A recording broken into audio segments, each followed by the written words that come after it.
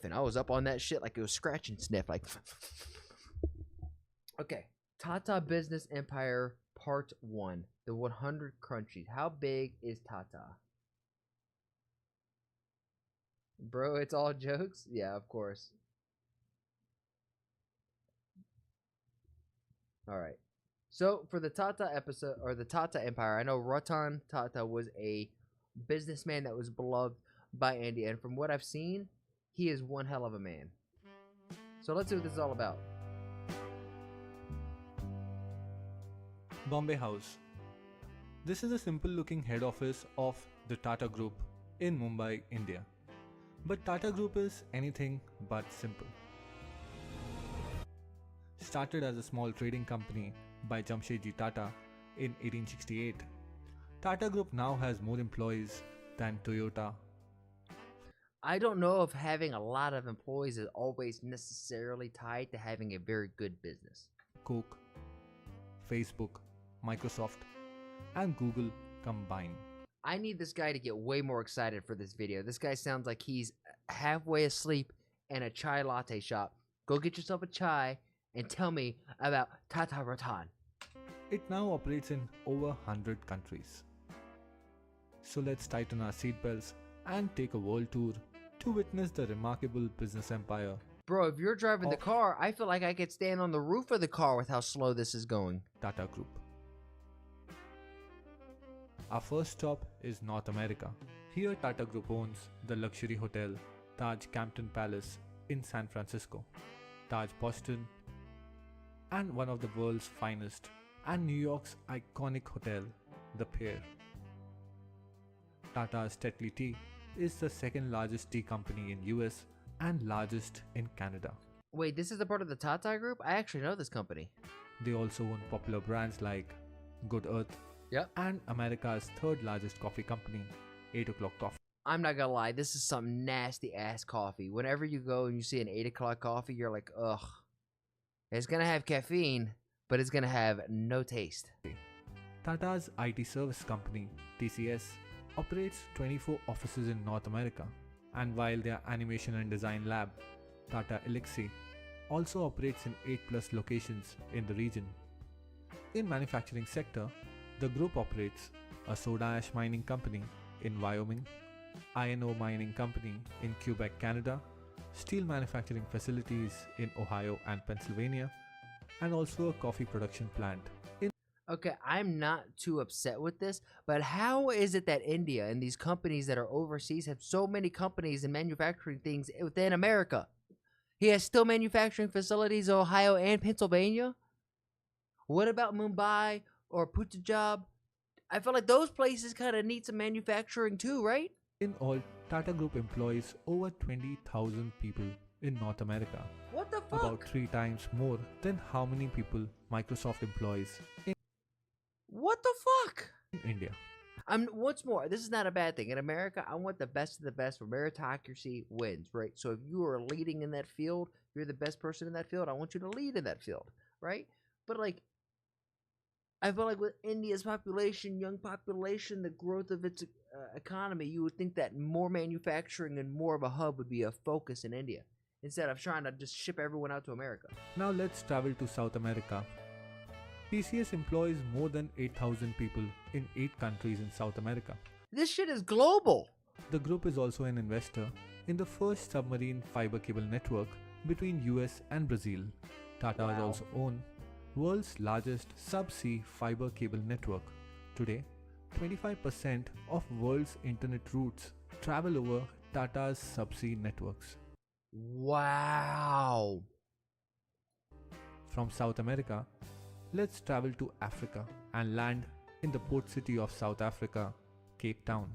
Here, Tata Group owns the historic luxury hotel Taj Cape Town. In nearby Zambia, they own Taj Pamodzi, one of the most luxurious hotels of the country. Tatas also operate 2 wind farms in South Africa and a hydroelectric power project in Zambia. The group also owns Jokels, South Africa's third largest tea company. Tata trucks and buses are one of the top sellers in Zambia, South Africa, and Kenya. In manufacturing sector, Tata owns a chemical plant in Magadi, Kenya, which is Africa's largest soda ash manufacturer, commercial vehicle assembly plant, and a steel plant in South Africa, and finally a manufacturing and a power plant in Mozambique. From Mozambique, we will move to London, Buckingham Palace, Queen's official residence. Close to the palace, Tatas own the luxurious Taj 51 Buckingham Gate Suites. The hotel also has the world's first Jaguar suite for all the Jaguar lovers. Nearby, the St. James Court Hotel is also owned by the group. Tata's Tetley is the largest tea company in the UK. It truly does blow my mind that these companies, these empires, these corporations, and I guess it makes sense that these companies just buy other companies around the world to boost their assets and create a global presence. I've actually never seen it done, and not to this scale. Their other European tea brands include Whitex, a popular brand in Poland, Jemka, the market leader in Czech Republic, and Grand, a coffee brand in Russia. Tata Steel is one of Europe's largest steel maker, and TCS has been awarded as the best employer in Europe. Jaguar Land Rover is also owned by Tatas Yo, you really and don't is the sleep? largest Don't worry, I'll be going to sleep here soon. manufacturer of premium vehicles in Britain. The group also operates design centers in London and Paris, and one of the world's largest e-learning company in UK, Germany, and Switzerland. The infrastructure of this Tata empire literally covers everything from freaking food, from automotive to hospitality to education. What doesn't the Tata empire own? Tata employs around 60,000 people in Europe and is also UK's biggest industrial employer. To end it all, Tatas also own a relatively small company called British Salt in the How gangster? Actually, hold on. How gangster is it that British came in and invaded India? Super sucky, right?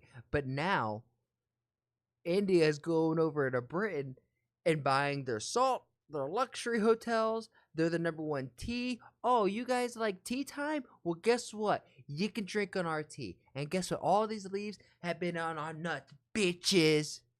That's what I imagine, that at least for the India, the tea leaves that are sent over from India to Britain, I imagine all of them kind of get rubbed on the sack. You know what I'm saying? Like, just for memory's sake, for history's sake. UK. An Indian company owns British Salt. Quite ironic if one remembers Gandhi's Salt March carried out against the British Raj What's up, only Omni? 88 years ago. Now let's travel all the way to British banned salt manufacturing in India, so that India said, okay, bitch, then we just buy your salt. You don't got no salt now. Now it's up to us. Sydney, Now it's our salt. Australia. Here in Sydney, TCS began its first operations I'm still fully checked out by this comment. British banned salt manufacturing in India. What? Who has the authority to be like, you cannot take salt out of the ocean? I prohibit it.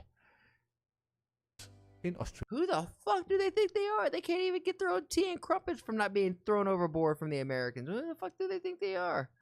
And Like, if there's two places on the earth that I'm not the biggest fan of, it's Australia.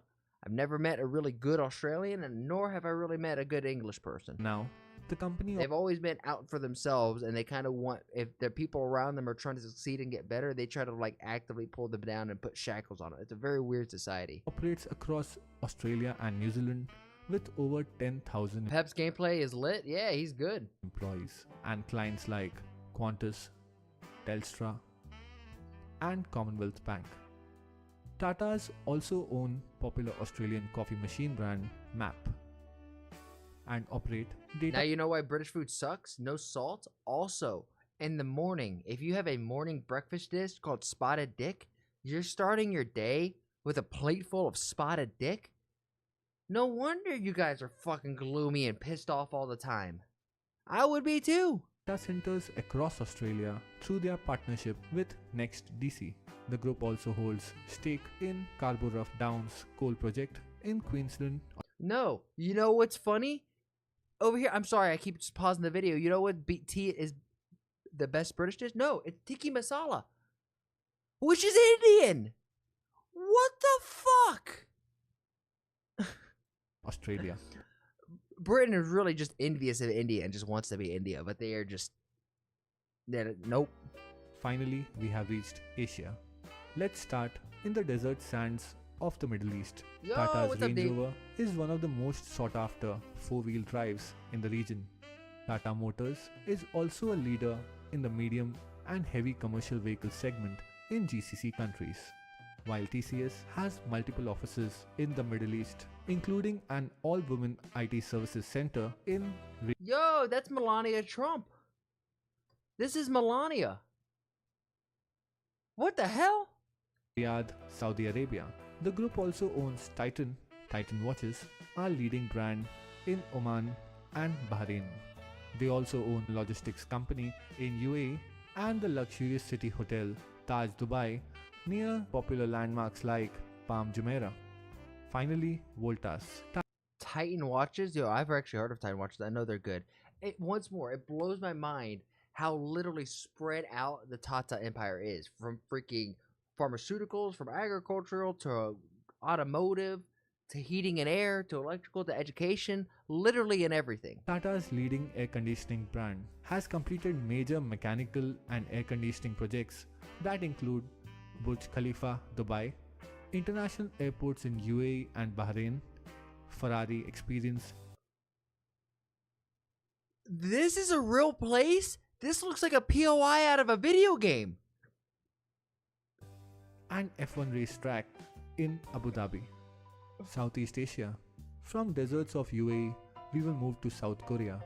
Here, Tata owns South Korea's second largest heavy commercial vehicle manufacturer, How much money does this company have? How much money? Tata Daewoo. The correct answer? All of it. In Singapore, Tata's steel plant is the largest single cut and bent steel operations worldwide, while the group is also the There he is. Rest in peace to the king. largest producer of long steel products in Thailand. Tatas also own stake in oil and gas blocks Of course they do. and coal reserves in Indonesia and are developing power generation projects in Myanmar and They really are just getting into the raw essentials of energy and the components of those resources. I mean, that's the smartest thing to get into. Vietnam, That's going to hold the most value long term. and even operate a life sciences research company and own plantations in Singapore and Indonesia. Even Tata's Voltas has executed engineering projects like New Hong Kong International Airport and Cyberport Business Park in Hong Kong, China. Here, TCS has 6 global delivery centers. Tata's own 2 rolling mills, a refractories factory, an auto parts factory, green tea manufacturing plant, and also have a Jaguar Land Rover assembly plant. We have reached South Asia, the beautiful and scenic Maldives. Here we will find the lush Taj coral reef with white sands and scenic view. Moving ahead to Sri Lanka, Taj owns the picturesque Taj Bentota and 2 more hotels in Colombo. Tatas also provide telecommunication services in Nepal and Sri Lanka and have even deployed a hydro project in Bhutan. After our long world tour, we have finally reached India. Here, TCS is the largest Indian company. TCS becomes the first Indian company to hit $100 billion in Damn. market cap. Tata Motors is a leader in commercial vehicles segment. Titan Company is India's largest manufacturer of branded watches. Tatas also run largest jewelry store chain Tanishq, while their Tata Power is India's largest integrated power company. Tatas also own steel plants, tea plantations, automobile manufacturing units, chemical factories, and even own mobile networks and DTH company Tata Sky. Not only that, they operate airline Vistara and also manufacture defense helicopters and equipments.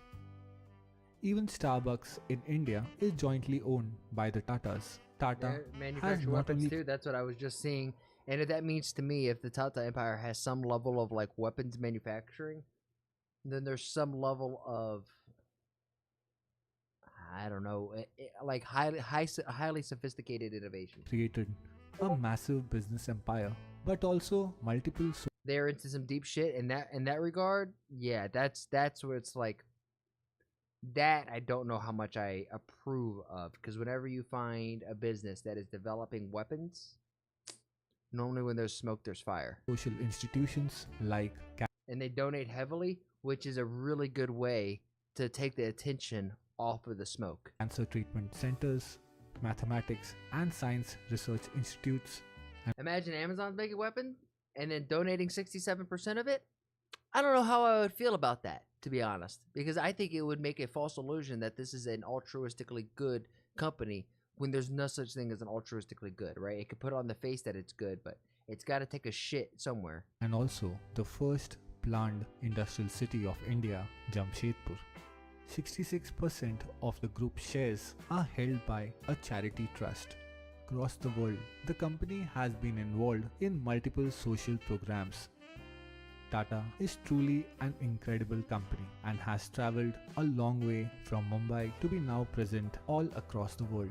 All I can say is this is Tata's business empire.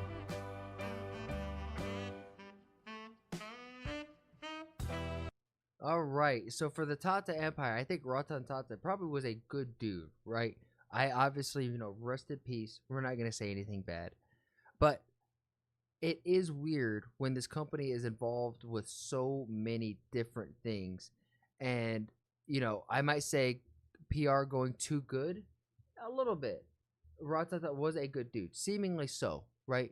And this is not against him because he is not the company. He may be the leader of the company, but there's a lot of dudes, a lot of people who have power that are trying to siphon power off and try to. That's what I'm fearful of. But they don't do weapons that much, bro. You only have to do a little bit. And donations and giving away. I know it could be done in goodwill, but trust me, guys. In terms of business, there's no such thing as goodwill. It's only optics, and those donations are 100% in terms of PR, right? So I'm not saying that the Tata Empire is an evil empire, right? I just think when companies get so big, a little murkiness comes in with it. Like if we look at like Hershey's, the chocolate company, and the umbrella company that it's one company that owns 100 different companies, all in different industries. And what I don't even really know how to wrap my head around this, because if you think about India, and this Tata Empire owns businesses in America, South America, Africa, Australia, India, China, North Korea, South Korea, all over the world. When you're doing deals, we're just going to use China as an example. If you put a tariff on China and the exports from China are more expensive, then you have a factory out in China, then are you making it more expensive to send shit to yourself? Do you know what I'm saying? Like, that's a weird one. This honestly made me more conflicted about the Tata Empire than I was prior. Prior, there was no confliction. I was like, this is altruistically good. But now, after watching this, I'm like, Look again. El Yapper comes again. The Yapper strikes again. If you're picking up what I'm putting down, then please like the video, subscribe, and if you really like it, then share it with some of your friends. My goal here is to spread a positive message while sprinkling my 2 cents on big topics like American, Indian, and world geopolitics, and even small stuff like Twitch drama and online debacles. And if you want to see it live, come join me over on Twitch. Twitch.tv/ActuallyElrod. That's where I'm going to do all my reactions, and after the reactions, that's where we get down a game. And if you're like, hey, I have a video that I want this dude to sprinkle his 2 cents on, then come over on my Discord and let me know and join the community there. And while we're at it, I have to say thank you to everybody who has made that Discord just so poppin'. I never thought I'd have a Discord that's so flowing. It's really cool to see. Shout out to you, Bobby, Omni, Demon, all of you who have been in there who are just super active. Logie, you're the man. Logie is the one who's like modding and helping run the server, so thank you, Logie. Lastly, I challenge you. I have a challenge for you. Make somebody laugh today. We all know there's enough hate and vitriol in the world. If energy is contagious like the flu, then let's spread and get everyone contagious with our positive energy, right? Not negative energy, because there's so much of that. And if we could just be a small little change in someone's day, then you never know. Maybe that's the thing that starts shifting this world to a happier, healthier, just better place. And with all that said and done, thank you guys, and I'll see you on the next one.